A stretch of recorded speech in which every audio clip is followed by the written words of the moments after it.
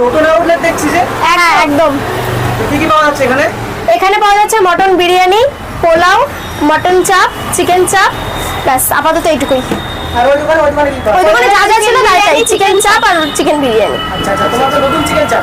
আমাদের আশীর্বাদে আবার থালি নিয়ে আসছি এক আচ্ছা, মাস আগে তো অনেকে কমেন্ট করেছিল লাল লাল ঝাল ঝাল চিকেন চাপ না চিকেন কষা, সেই বিষয়ে তোরা কি বলতে চাস? সেই বিষয়ে বলেছে বলে এখন আমরা পুরোপুরি অথেন্টিক একটা চিকেন চাপ নিয়ে এসেছি। পুরো তোমার হ্যাঁ হ্যাঁ একদম এ টু জেড পর্যন্ত হাত চাটতে চাটতে যেতে হবে পুরোপুরি, একদম যেতেই হবে।